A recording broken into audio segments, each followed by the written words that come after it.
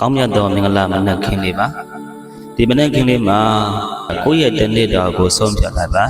ဒီမနက်ခင်းမှာငါသည်ကောင်းသောစကားတွေကိုပြောမယ်ကောင်းသောစိတ်တွေနဲ့တွေးကြံတွေဂရုစိုက်ပြီးတော့ကောင်းတာတွေပဲတွေးမယ်ငါရဲ့ပတ်ဝန်းကျင်မှာလူတွေဘလောက်ပဲဒေါသလောဘမောဟတွေနဲ့ငါ့ကိုလာပြီးတော့ဆက်ဆံနေကြပါစေငါမေတ္တာစိတ်နဲ့ဆက်ဆံမယ်ဆိုပြီးတော့ဒီမနက်ခင်းလေးကစပြီးတော့စိတ်ကိုဆုံးဖြတ်ထားပါဒီနေ့လုံးမှာငါအကျိုးရှိအောင်နေမယ်ငါရဲ့အတွက်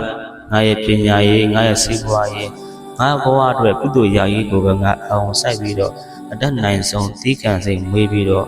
ငါဖြတ်တတ်မယ်ဆိုပြီးတော့ကိုယ့်ရဲ့မနက်ခင်းကိုအကောင်းဆုံးသောဆုံးဖြတ်ချက်တွေအကောင်းဆုံးသောအတွေ့အကြုံနဲ့စတင်ပါဒါဆိုရင်ဒီတရက်လုံးကကောင်းသောနေ့မင်္ဂလာရှိသောနေ့ဖြစ်မှာပါမင်္ဂလာရှိခြင်းမင်္ဂလာမရှိခြင်းဆိုတာကအဲ့ဒီပုဂ္ဂိုလ်ပြောလိုက်တဲ့စကားအဲ့ဒီပုဂ္ဂိုလ်ပြုလိုက်တဲ့အပြုမူပေါ်မူတည်ပြီးတော့မင်္ဂလာရှိခြင်းမင်္ဂလာမရှိခြင်းတွေကကွဲပြားသွားတာပါ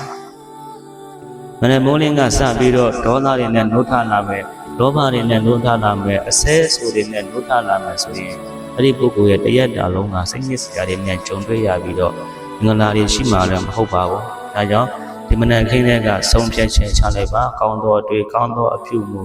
ကောင်းသောအကြံတွေကိုကြံပြီးတော့ကိုယ့်ရဲ့တနေ့တာကိုဖြတ်တန်းမယ်ဆိုတဲ့စိတ်ကိုဝေးလိုက်ပါတတဝါမှနေ၍တရားအတွေ့ချမ်းမြေ့သာရာရှိကြပါစေကောင်းမြတ်သောမင်္ဂလာမနက်ခင်းဖြစ်ပြီးတော့တရက်တာလုံးမှာအေးချမ်းပျော်ရွှင်စွာဘဝကိုဖြတ်တန်းနိုင်ကြပါစေ